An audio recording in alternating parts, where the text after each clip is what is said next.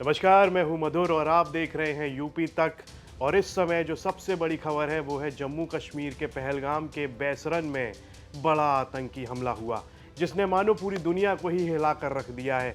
ऐसा आतंकी हमला जिसने मानो पूरे देश को ही नहीं पूरी दुनिया को झकझोर कर रख दिया है। जिसने अभी इस आतंकी हमले के चश्मदीदों को सुना उसकी रूह कांप उठी है।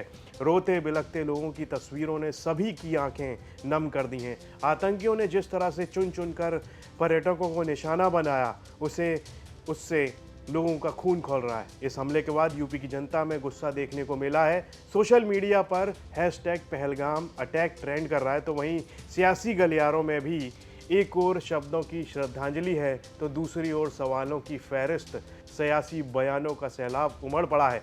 इसमें चंद्रशेखर का ट्वीट सबसे पहले इस पर नज़र डाल लेते हैं। उन्होंने लिखा कि जम्मू कश्मीर के पहलगाम के क्षेत्र में हुआ आतंकी हमला न केवल अमानवीय और कायरतापूर्ण कृत्य है, इस हमले में जिन निर्दोष की जान गई है और जो घायल हुए हैं उनके प्रति हम गहरी संवेदना प्रकट करते हैं और शोक संतप्त परिवारों के साथ दुख की घड़ी में एकजुट खड़े हैं। आतंकवाद के किसी भी रूप के लिए भारत में कोई जगह नहीं हो सकती। देश की जनता शांति, भाईचारे और संविधान के मूल्यों के साथ खड़ी है। हम सभी से अपील करते हैं कि अफवाहों से बचें और एकजुटता के साथ आतंक के खिलाफ खड़े रहें। ये ट्वीट किया है राजा भैया, जो कि वो भी यूपी के बहुत बड़े नेता हैं। उन्होंने भी कहा कि कश्मीर में हिंदू तो पहले ही मारे काटे जा चुके हैं। जो जान बचाकर भागने में सफल रहे वे अपने ही देश में आज भी शरणार्थी हैं। अब अपने पर्यटक भाई बहनों से कहना चाहूँगा कि जब हम अपने बच्चों की गर्मी की छुट्टियों में कश्मीर घुमाने ले जाते हैं तो न सिर्फ अपने परिवार के जीवन को खतरे में डालते हैं बल्कि आतंकवादी, अलगाववादी, जिहादी ताकतों को आर्थिक रूप से मजबूत करते हैं। इतना ही नहीं, हम अनजाने में अपने ही खिलाफ छिड़े जिहाद को अपनी ही जेब से फंड करते हैं। डल झील में नावों पर सपरिवार सेल्फी लेकर हम विश्व को ये संदेश देते हैं कि कश्मीर में अमन चैन है, लेकिन आज फिर एक बार असलियत सबके सामने आ गई। इसमें कोई शक नहीं कि कश्मीर में लगभग सभी की मानसिकता अलगाववादी है।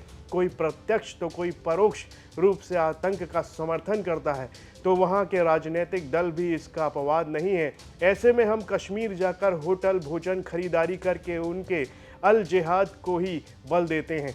जिन पर्यटकों की उनके परिजनों के सामने बर्बर हत्या की गई, उनकी पैंट उतरवाकर आतंकवादियों ने ये तय कर दिया कि वो मोमिन है या काफिर।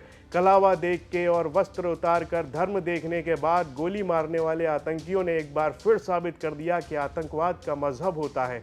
इसके बाद यूपी के सीएम योगी आदित्यनाथ का ट्वीट भी देख लीजिए। जम्मू कश्मीर के पहलगाम में हुआ आतंकी हमला कायरतापूर्ण, अक्षम्य और घोर निंदनीय है। जिन लोगों ने इस दुखद घटना में अपने प्रियजनों को खो दिया है उनके प्रति मेरी शोक संवेदनाएं हैं। प्रभु श्री राम से प्रार्थना है कि दिवंगत पुण्यात्मा को सद्गति एवं घायलों को शीघ्र स्वास्थ्य लाभ प्रदान करें।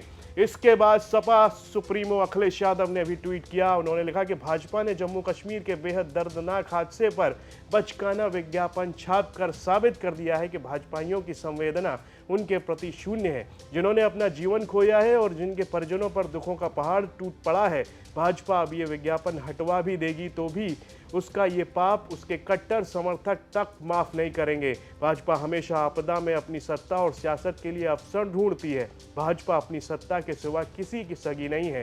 घोर निंदनीय। ये ट्वीट्स आपने देखे जो अलग अलग उत्तर प्रदेश के सियासतदानों ने किए हैं, और यहाँ पर कोई संवेदना प्रकट कर रहा है तो कोई सरकार पर हमला कर रहा है। इस हमले में तकरीबन 20 लोग घायल हुए हैं। हालांकि सरकार ने अभी सिर्फ 16 मौतों की पुष्टि की है। वहीं सुरक्षा एजेंसियों ने देर रात कुछ संदिग्धों को हिरासत में लिया है। 3 जुलाई से शुरू होने जा रही श्री अमरनाथ यात्रा से पहले इस कायराना हमले की जिम्मेदारी पाकिस्तानी आतंकी संगठन लश्कर ए तैयबा से जुड़े गुट द रेजिडेंस फ्रंट TRF ने ली है। फरवरी 2019 में पुलवामा में हुए हमले के बाद से जम्मू कश्मीर में ये सबसे बड़ा आतंकी हमला है। ये पेशकश आपको कैसी लगी कमेंट बॉक्स में लिखकर ज़रूर बताएं। यूपी से जुड़ी तमाम खबरों को देखने के लिए आप देखते रहिए यूपी तक।